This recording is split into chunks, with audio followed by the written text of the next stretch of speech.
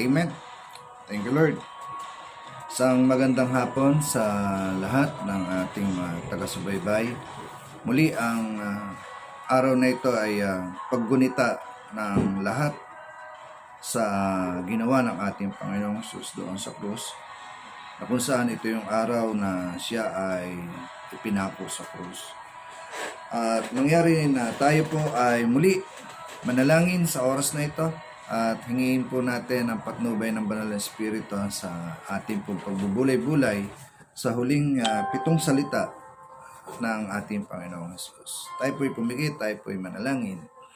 Dakilang Ama, muli ang araw na ito'y paggunita po ng lahat ng tao sa ginawang pagliligtas ng aming Panginoong Jesus sa sangkatauhan. Marapati mo po na ang Banal na Espiritu patuloy po naming maranasan sa araw na ito, sa oras na ito. At patuloy na kumilos ka na may kapangyarihan sa aming po mga buhay, na kami, O Diyos, ay magkaroon ng diwa ng pagbabago ng aming puso at ng aming isipan. Sa pangalan po namin, Panginoong Jesus Ama, muli gabayan mo po ang mga salita mo na aming pong pagbubulay-bulayan upang patuloy na ito, O Diyos, ay manariwa sa puso at isipan ng bawat isa po sa amin. Sa iyo, O Diyos, ay umaasa kami lubos sa pangalan po namin, Panginoong Jesus. Amen. Thank you, Lord. So, salamat sa bawat isa na naandyan ngayon, na nakasubaybay. Atin pong babasahin ang 7 huling wika ng ating Panginoong Jesus doon sa krus. At akin po itong babasahin muna ng tuloy-tuloy at pagkatapos po ay atin po siyang iisa-isahin. Ang una na makikita po natin ay yung sinabi ng ating Panginoong Jesus, Ama, patawarin mo sila sapagkat hindi nila nalalaman ang kanilang ginagawa.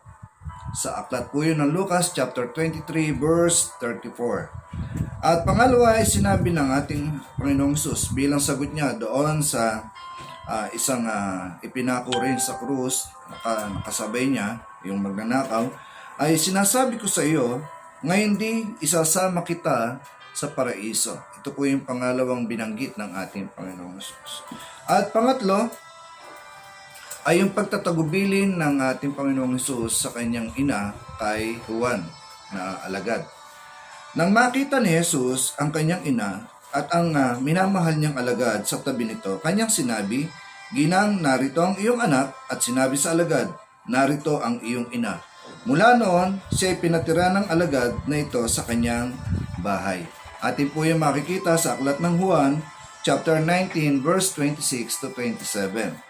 And then, pang-apat naman po, na sinabi ng ating Panginoong Jesus, ay ganito, mababasa po natin sa Marcos chapter 15, verse 34.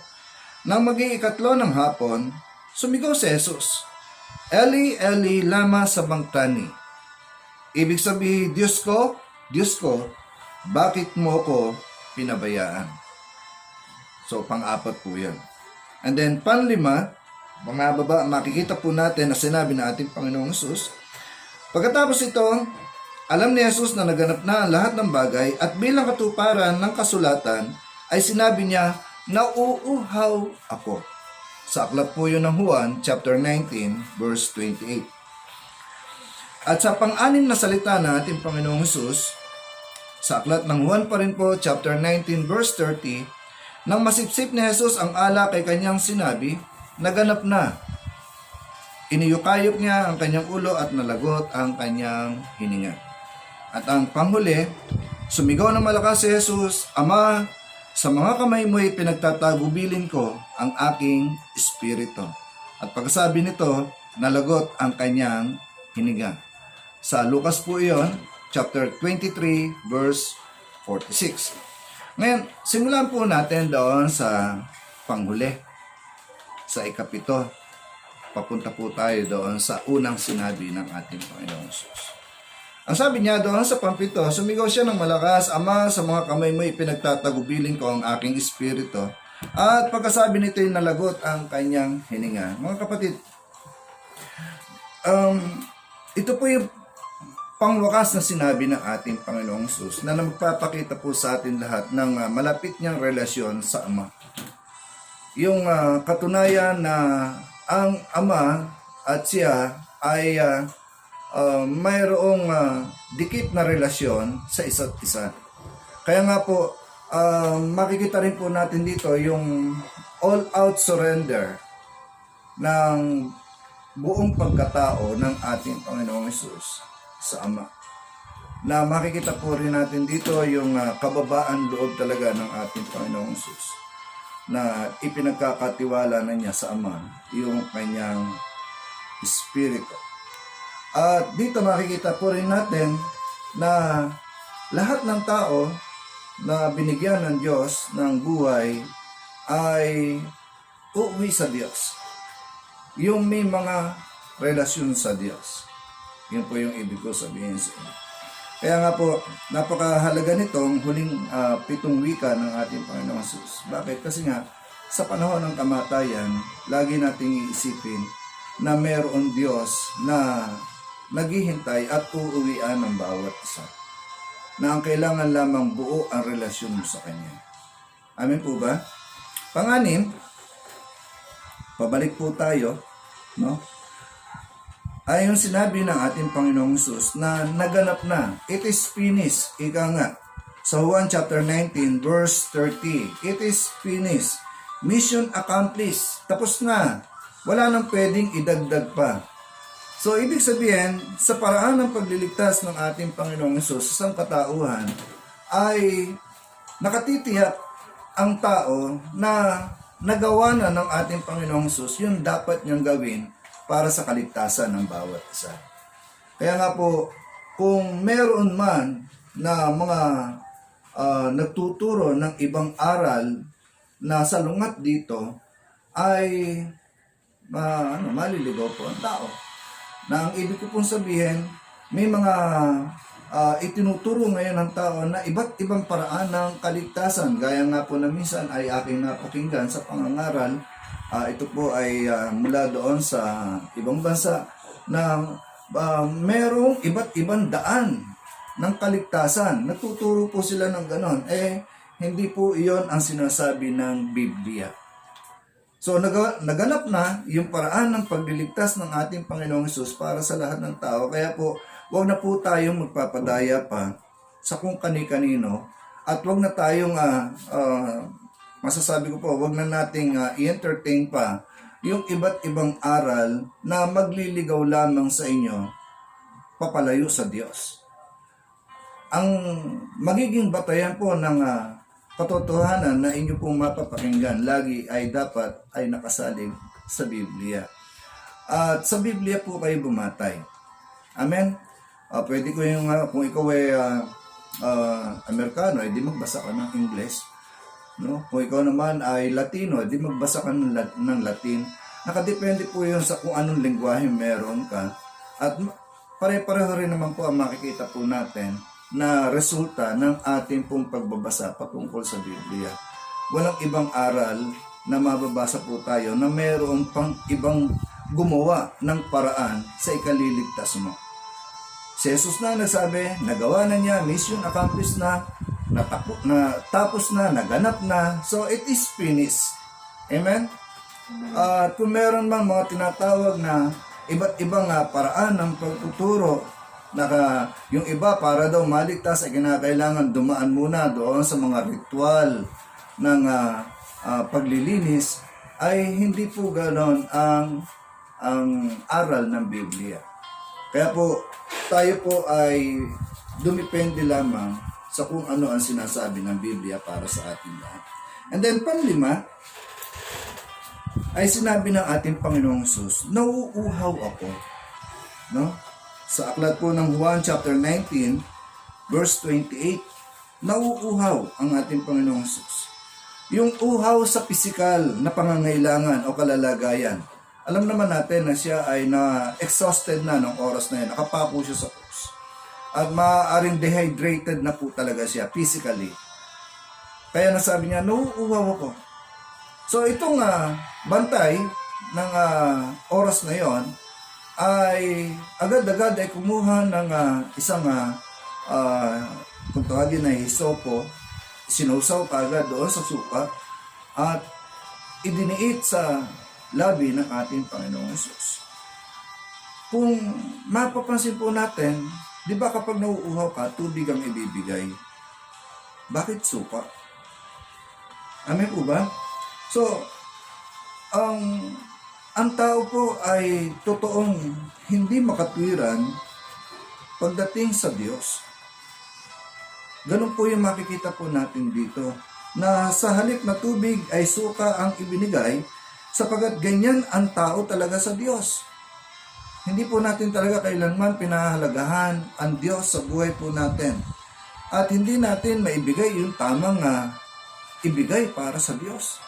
Yun po yung nakakalungkot sa bahagi na ito, na lagi ang Diyos ay umaasa na may mga taong maniniwala at mananampalataya sa Kanya, na yung paniniwala at pananampalataya na yung kadalasan ay hindi nagiging matamis sa panlasa ng Diyos. Sa halip ay nagiging maasim. Bakit? Kasi nga, marami pong mga tao sa panahon po natin ngayon, kahit pa sinasabing sila ay mga mananampalataya na, ay hindi pa rin nila maibigay yung tamang dapat ibigay para sa Diyos. Hindi ko po sinasabi dito yung pananalapi. Ang sinasabi ko po dito ay yung lahat-lahat ng meron tayo sa ating buhay. Kasama po doon yung totoong paglilingkod sa Diyos at totoong pagsamba sa Kanya.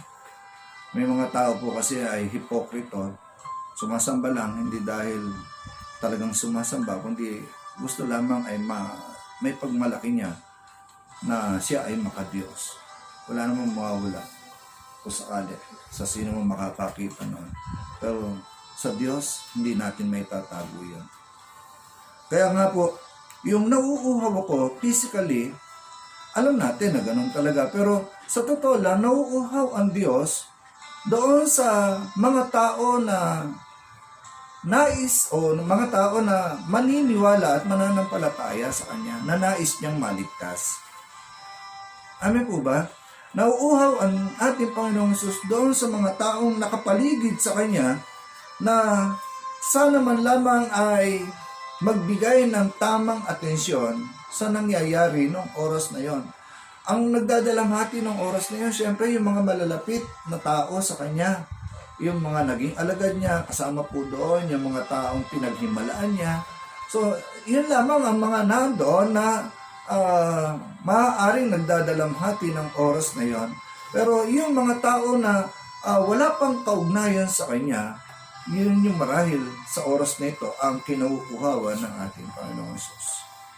Maya-maya po, pagdating po natin doon sa unang sinabi ng ating Panginoong Hesus, ay bibigyan po natin ito ng mas malawak na pag-aaral.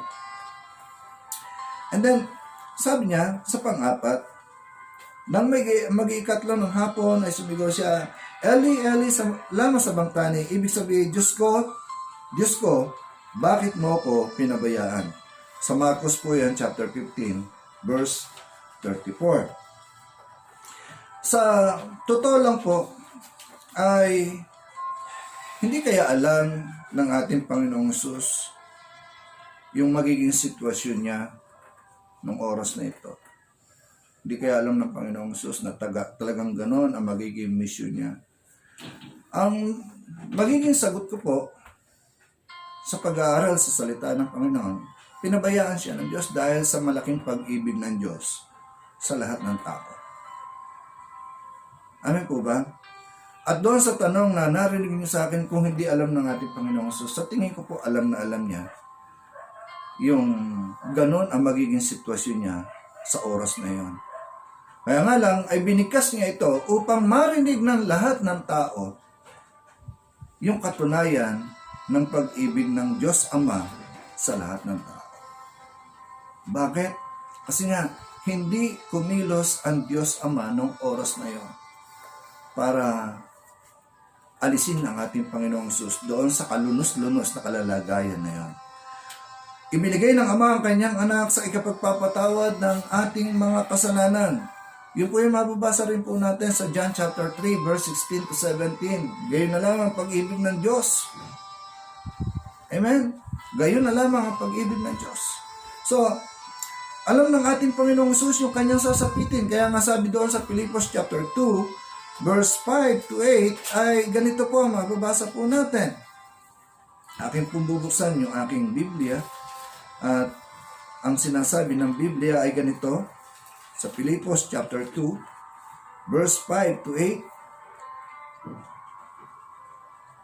Magpakababa kayo tulad ni Kristo Jesus. Kahit siya ay Diyos, hindi siya nagpumilit na manatiling kapantay ng Diyos. Sa halip ay kusa niyang binitawan ang karapatan niyang ito at namuhay na isang alipin.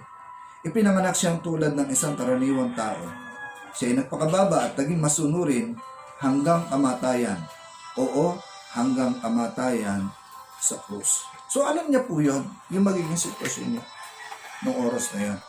Kaya nga lang, ay ipinarinig ito ng ating Panginoong Hesus sa lahat ng naroon. Kaya ito'y nasulat sa Biblia upang hanggang sa panahon po natin ngayon ay makita natin yung katunayan ng pag-ibig ng Diyos Ama sa lahat ng tao. Kaya nga po, mga kapatid, napakapalad po natin sapagkat tayo po yung nakikinabang ngayon doon sa kasaysayan na ito na 2,000 taon na nakalilipas. Sinabi rin ito ng ating Panginoong Hesus upang magmarka po sa ating isipan, no, na handang isakripisyo ng Ama maging ang kanyang kaisa-isang anak para sa lahat ng tao. Amen po ba? Yung ipinapakita ng Ama nang dahil sa kanyang pag-ibig sa lahat ng tao, ay handa siyang isakripisyo kahit pa yung pinakamamahal niyang bugtong na anak. So, huwag na po natin baliwalain itong sitwasyon na ito, mga kapatid. Ito yung panahon ng pagbubulay-bulay sa ginawa ng ating Panginoong Hesus doon sa krus, na dapat man lang sana ay mabigyan natin ng tamang pagpapahalaga yung ginawa na ito na ating Panginoong Hesus para sa atin lahat. Yung magsakripisyo ay isang bagay sa buhay po natin na kadalasan ay hindi po natin binibigyan din ng panahon upang ialay sa dapat pag-alayan. Kung minsan, yung sakripisyo ng tao sa kanyang kapwa ay merong limitasyon, merong hangganan, merong sukat. Subalit, sa halimbawa na ibinigay ng ating Diyos Ama, ibinigay niya yung lahat ng meron siya para sa iyo, para sa amin, para sa lahat ng tao. Hindi niya binigyan ng hangganan o sukat yung pag-ibig nito. Bagkus, ibinigay niya talaga yung kaisa-isa na meron siya para sa iyo. Dahil mahal ka niya. Amen? So, yun po yung makikita po natin sa pang-apat.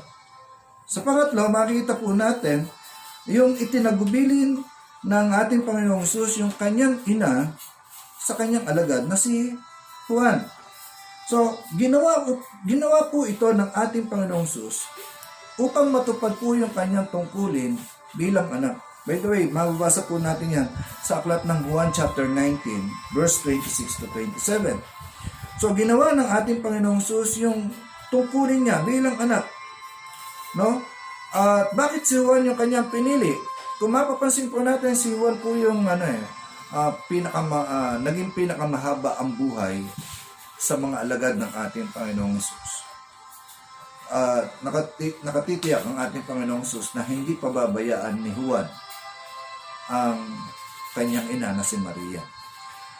Kung bakit naman po ipinagkatagubilin ng ating Panginoong Hesus kay Juan si Maria, ay marahil ito po yung panahon na wala na si Jose. At yung mga kapatid ni Jesus kay Maria, ay ito yung panahon na hindi pa rin nila tinatanggap si Jesus bilang tagapagligtas at Panginoon ng kanilang buhay. Kaya po si Maria ay no choice kundi ibigay kay Juan ang pangangalaga. At tinanggap naman po ni Juan si Maria bilang ina rin naman, no? At doon po ay makikita po natin na tinupad ng ating Panginoong Hesus yung tungkulin niya bilang anak. Ano po makikita po natin dito? Ipinapakita po ng Biblia sa salita ng ating Panginoong Hesus na anuman na maging estado o kalalagayan ng anak, no, ay kinakailangang panagutan niya yung kanyang responsibilidad sa kanyang mga magulang. Kaya nga po nasulat sa ikalimang utos no? Masabi po doon sa ikalimang utos na ibinigay ng Diyos sa atin ay ibigin, igalang mo ang iyong ama at ina. Amen po ba? So, ito po isang sunod lamang ng ating Panginoong Hesus sa responsibilidad na ipinakita niya yung kahalagahan ng pag-aalaga ng anak sa kanyang mga magulang. Kaya nga po, dapat kasama sa plano ng mga anak yung kanilang mga magulang. Na hindi ko halimbawa nag-asawa na o di kaya may sarili ng pamilya ay pababayaan na kanilang mga magulang. Hindi po tama yan. At salamat sapagkat dito sa Pilipinas ay meron po tayong magandang kultura na kahit marami ng sabihin natin nagkaapo na ay naandyan pa rin, sama-sama pa rin ang buong mag-anak. So isang magandang indikasyon po yun na yung relasyon natin sa pamilya ay buo, no? Kaya po yun po yung makikita po natin na ipinapakita ng ating Panginoong Hesus sa panahon na ito. And then, yung pangalawa na sinabi ng ating Panginoong Hesus para doon sa isang kasabay niya na ipinako sa krus, na sabi niya, ngayon di isasama kita sa paraiso. Ngayon di isasama kita sa paraiso. Sa Lucas chapter 23 verse 43, no? Na sa verse 42 po, nagsabi po kasi yung tao nito, itong magnanakaw, nakasabay niyang ipinako. Sabi niya, Lord, remember me. Alalahanin mo ako, O Diyos, kapag naghahari ka na. Alalahanin mo ako, Jesus, kapag naghahari ka na. And then sinagot siya ng ating Panginoong Jesus, ngayon din, pagsasama kita sa paraiso. So ang taong ito ay ligtas. Bakit?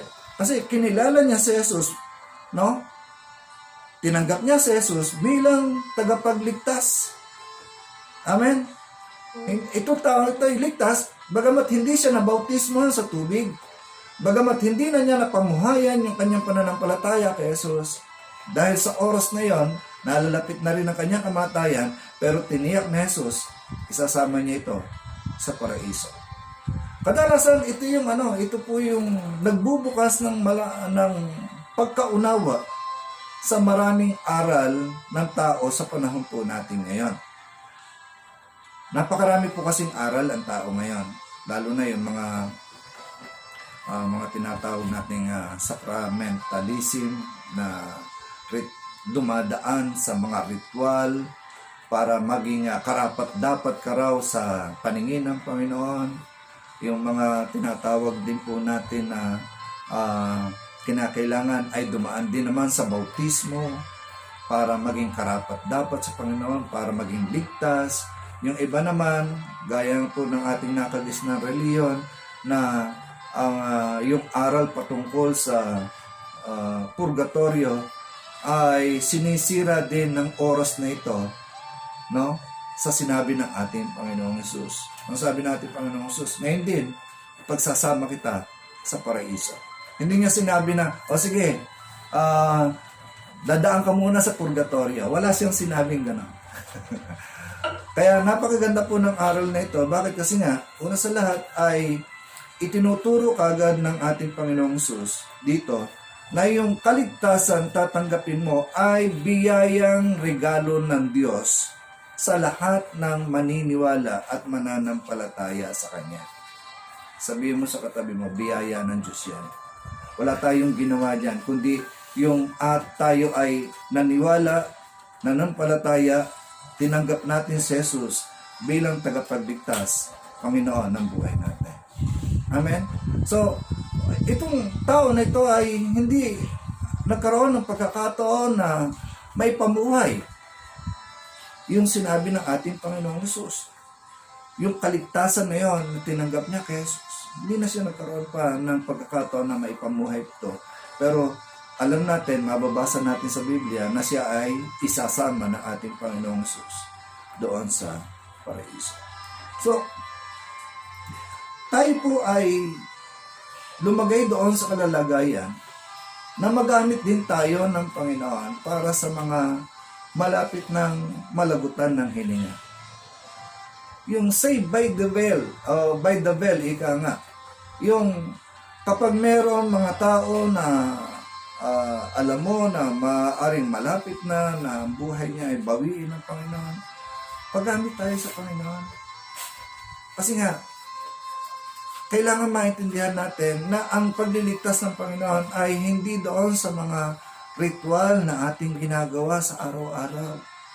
Ang kaligtasan tatanggapin natin sa Panginoon ay biyaya na galing sa Diyos, na ang Diyos ang ang magpapasya nito, hindi tayo.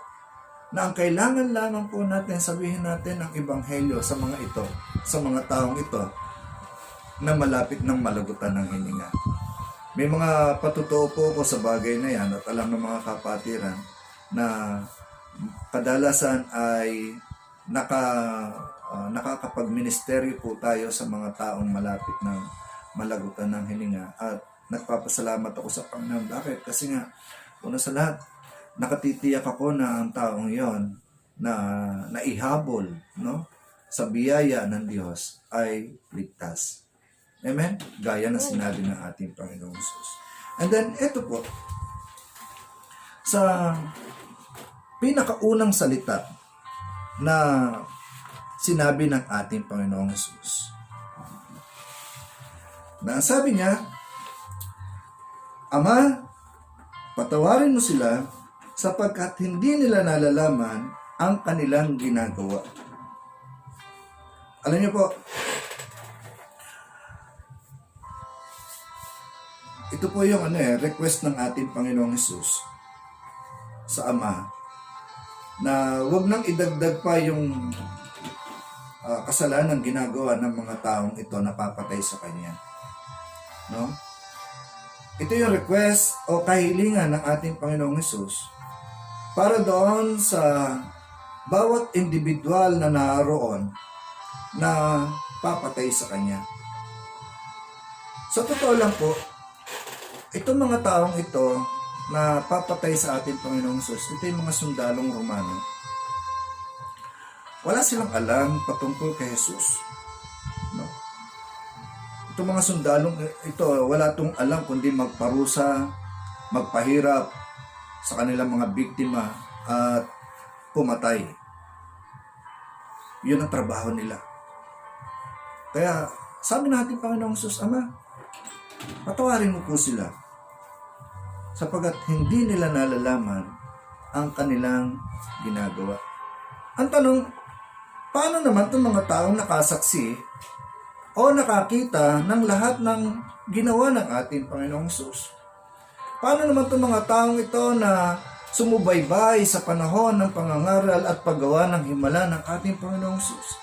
Sa tingin natin o sa tingin ninyo, hindi kaya nila alam ang kanilang ginagawa?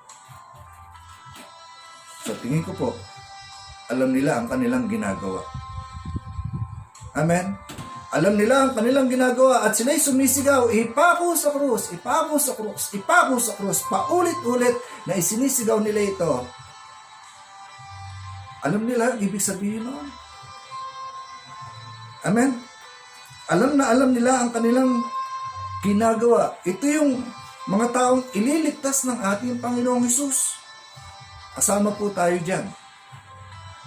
Marahil kung tayo nabuhay sa panahon na yan, kasama ka rin sumisigaw na ipako sa krus, ipako sa krus. Alam natin na si Jesus ang Messiah. Amen?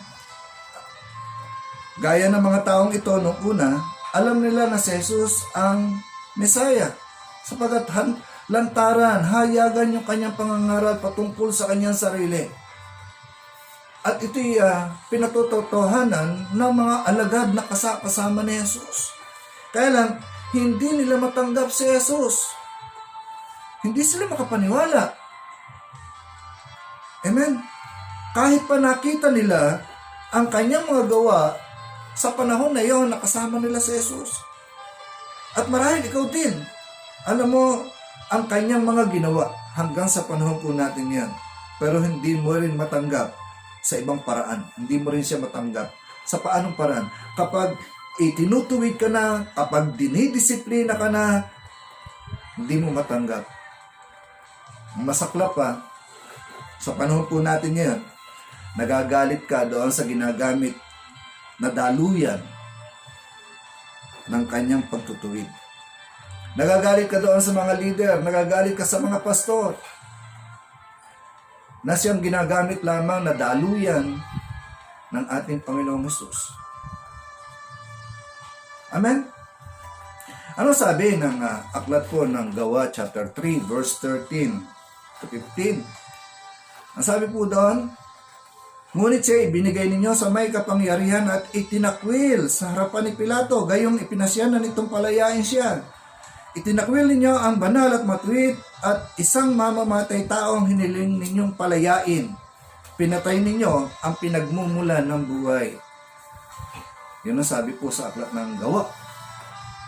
At ito'y sulat na ng mga alagad sa panahon na ito. Na marami pong Kristiyano sa panahon natin at maging mga tao nung una, alam natin kung sino si Jesus kung sino siya. No?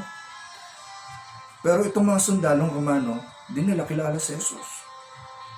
Itong mga sundalong Romano na nagpako kay Jesus, hindi nila kilala si Jesus. Kaya nga sabi ng ating Panginoong Jesus, Ama, patawarin mo po sila. Hindi nila alam ang kanilang ginagawa. Para sa kanila po yun, yung kahilingan na yun ng Ama. Amen? Pero para dito, sa mga taong ito na nakakakilala sa Kanya, sa mga taong ito na nakakita ng himala na ginagawa niya, sa mga taong ito na nakapakinig ng mga aral na meron siya, ito yung mga tao na nakakakilala at nakaalam kung sino si Jesus, na pinagpasyahan ng ating Panginoong Jesus na iligtas. Amen? Na kung maaalala natin, ito yung mga tao na gagawaan o ginagawaan ng ating Panginoong Jesus ng himala, na kung maaalala natin, nanalangin ng ating Panginoong Jesus doon sa Garden of Gethsemane, na yung kanyang puso ay wasak.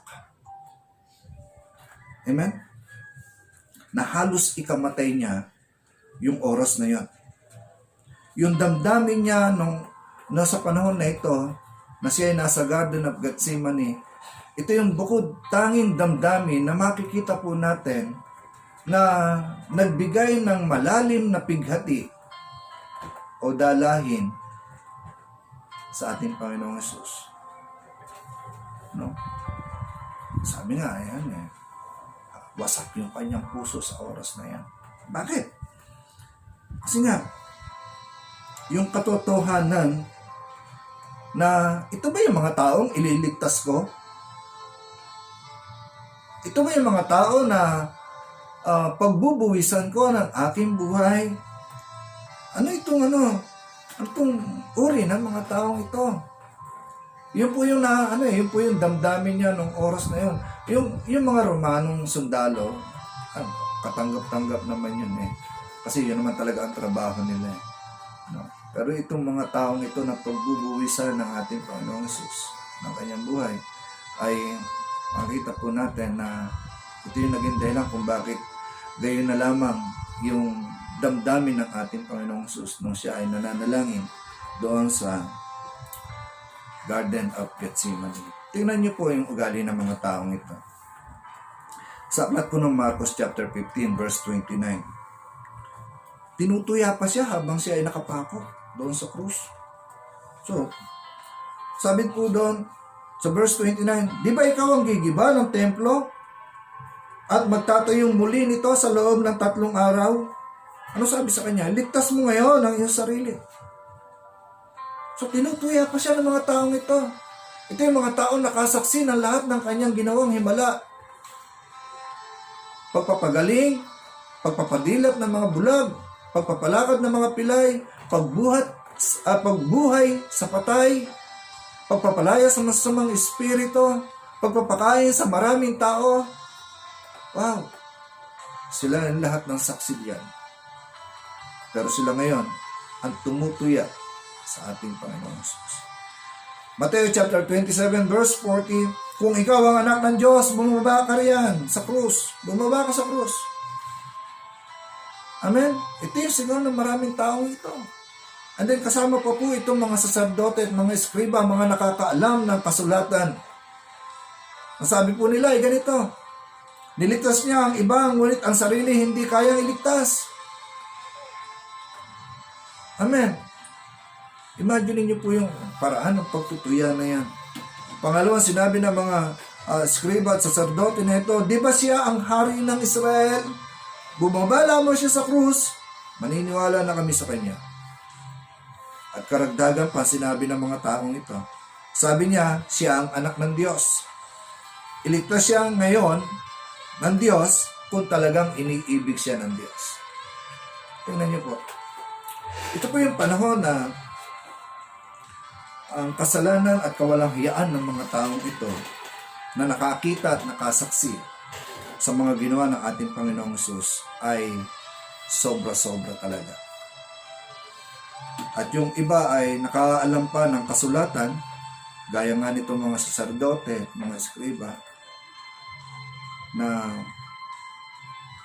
sa panahon po natin ngayon, mga kapatid, ito yung naglalarawan sa ginagawa ng maraming Kristiyano sa panahon po natin ngayon. Nakakalungkot. Marami pong Kristiyano ngayon ay hindi talaga masasabi natin na totoo sa paningin ng Diyos. Ba't po natin nasasabi yan? Kasi po merong nakasulat sa Hebreo. Sa Hebreo chapter 10, verse 26-29, basahin po ninyo yun. Hindi ko na po tatalakayin. Pero magpapakita po yun ng katotohanan ng lahat ng narinig ninyo ngayon. Na ang kinakausap ng ating Panginoong Hesus ay hindi lamang yung mga tao nung una, kundi maging yung mga tao ngayon sa kasalukuyan. Sapagat ang ating Panginoong Hesus ay Panginoon noon, sa kasalukuyan, at sa darating. Siya ang Diyos noon, ngayon, at sa hinaharap. So kinakausap tayo lahat ng ating Panginoong Hesus lagi sa panahon na ito. Ama, patawarin niyo po sila sapagkat hindi nila alam ang kanilang ginagawa. Na kadalasan ay inaangkin ng maraming Kristiyano sa panahon po natin ngayon.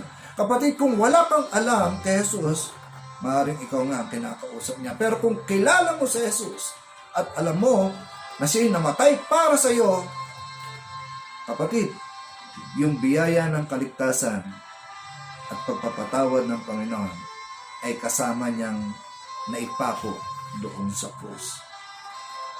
Ang hinihilingan na lamang niya na Ama, patawarin po sila sapagkat hindi nila alam ang kanilang ginagawa ay yung mga taong hindi pa nakakarinig at wala pang kaalam-alam sa katotohanan patungkol kay Jesus. Sila yung mga tao na walang pakundangan kung pumatay, walang pakundangan kung sabihin natin magmolestya ng kapwa o gumawa ng masama. Mga taong wala pang kaalam-alam patungkol sa Diyos, kagaya nito mga sundalong Romano. Wala silang alam kundi manira, para silang mga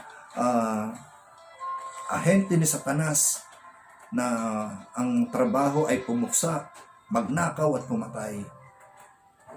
Amen? Kaya nga po, sa panahon na ito ng pagbulay-bulay ng 7 huling wika ng ating Panginoong Hesus, ang ating Panginoong Hesus ay namatay sa krus, hindi siya talunan. Amen? Namatay siya sa krus na matagumpay at napagwagian niya ang kamatayan na yan. Yung kamatayan niya sa krus ay paghahayag ng katalunan, ng kaaway, na kung ikaw, kapatid, ay mananampalataya sa ating Panginoong Hesus, kasama kanyang mananagumpay, magiging tagumpay ka rin. Hindi siya namatay na talunan, namatay siyang tagumpay doon sa krus, na ang lahat ng kanyang sinabi ay bilang katunayan na inihanda niya ang kanyang sarili sa misyon na ito bilang katunayan iyon ng pagtupad ng Diyos sa kanyang mga pangako sa sangkatauhan. Huwag natin baliwalain. Huwag natin sayangin yung ginawa ng ating Panginoong Hesus. Mangyari na sa hapon na ito, kapatid. Marami pong iba't ibang aral tayo mapapakinggan patungkol dito sa 7 huling wika na binanggit ng ating Panginoong Hesus bago siya namatay. At bawat taon ay laging magiging sariwa ang mensahe na ibibigay sa iyo ng Panginoon. Pero ang tanong, nababago ba tayo? Ang tanong lagi ay, isinusuko ba natin ang ating sarili sa Diyos? Nagpapasya ba tayo na maglingkod sa Kanya ng buong puso, buong lakas, buong kaluluwa? Taon-taon ay ganito ay yung magiging damdamin ng lahat ng tao sa buong mundo. Kapatid, huwag natin sayangin yung bawat panahon na dumarating at lumilipas sa ating buhay. Kung binibigyan tayo ng Panginoon ng pagkakataon sa araw na ito, na maunawaan mo yung katotohanan na ito, na kaya ang ating Panginoong Hesus ay nagsakripisyo ng kanyang buhay ay upang maibigay sa iyo yung pinaka-the best, yung pinakamagandang kalalagayan, gaya nga na nangyari dito sa isang kriminal na kasama niyang napako sa krus, na pinangakuan niya ngayon din, sasama kita sa paraiso. Kapatid, huwag natin sayangin ang mga pangako ng Panginoon. Let's pray. Dakilang Ama, muli ay nagpapasalamat kami sa paggunita na ito ng 7 huling wika ng aming Panginoong Hesus. Marapatin mo po, O Diyos, na bawat nakapakinig nito ay patuloy na maengganyo sa kanyang sarili, na tanggapin ang hamon na isuko ang sarili sa iyo, O Diyos. Gaya nga ng aming Panginoong Hesus, na sinabi doon sa aklat ng Pilipos chapter 2 verse 5 to 8, na bagamat siya ay Diyos, ay hindi nagpumilit na maging kapantay ng Diyos, bagkus ay hinubad niya ang lahat ng ito, lahat ng karapatan na ito, hanggang kamatayan doon sa krus. Akin po inilalapit sa iyo, O Diyos, ang sino man sa amin na narito ngayon na handang mag-alay ng kanyang buhay, ng kanyang sarili sa iyo, maglingkod sa iyo, O Diyos. Pagpalain mo po siya, at anuman ang kanyang mga kalalagayan ngayon ay patuloy na siya iyong tulungan sa kaluluhan. Kung meron man siyang mga pangangailangan, ikaw ang siyang tumugon sa kanya, O Diyos. At kung siya ay nasa banig ng karamdaman, ang kagalingan ay amin pong hinihingi sa oras na ito. Dakilang Ama, akin din pong inilalapit sa iyo ang kagalingan ng aming bansa, maging ang kagalingan ng iba't iba pang mga bansa sa sangkatauhan na ito. Pagalingin mo ito, O Diyos. Sa pangalan po namin, Panginoong Hesus, alam po namin, Ama, na walang imposible sa iyo. At ingatan mo rin po, O Diyos, yung lahat ng mga tao na maaabot ng mensahe na ito, na sa aming paggunita sa Semana Santa na ito, O Diyos, ay umaasa kami na himala ay patuloy pong ipagkakaloob sa bawat tao at bawat bansa na naniniwala at nananampalataya sa iyo. Salamat po sa pangalan po namin, Panginoong Hesus. Amen. Thank you, Lord. So ngayon po ay doon po natin ay tinatapos yung maikling mensahe na ito ng paggunita sa 7 huling wika ng ating Panginoong Hesus. Mga kapatid, huwag naman po dito natin tapusin yung lahat ng ating obligasyon. Bagkus ay mas lalong dapat ay maging masigasig po tayo sa pananalangin. Gaya nga po ng ating pong mga kapatiran. Pangalawa, yung ating mga kamag-anak, kakilala. And then yung kalalagayan ng ating bansa. Kasama po dyan yung mga leader ng ating bansa. at maging yung leader ng ating lungsod ng Binyang, Laguna, ay isama po natin sa mga panalangin. Kung sino man ang leader sa inyong nayon, sa inyong barangay, sama niyo po sa panalangin. Kasama po doon yung mga kagawad, mga frontliners, mga health workers. Isama niyo po sila. At kami po ay may mga personal din kami mga tao na inilalapit sa Panginoon, especially yung mga kaibigan po na nandoon sa malayong lugar, sa ibang bansa, ay patuloy po namin silang inilalapit sa Diyos na patuloy na sila ay gawaan ng Diyos ng himala. Kaya sa sandaling ito, kapatid, ay bigyan mo ng panahon ang sarili mo na makapanalangin para doon sa mga taong yan. Alam natin na bawat isa sa atin ay naka-home quarantine, wala tayong magawa. Gusto mo bang lumabas para makatulong sa iba, hindi mo magawa sapagkat limitado lamang yung bawat tao na dapat ay kumikilos sa labas. Pero napakalaki na magagawa ng panalangin. At alam mo yon, kapatid.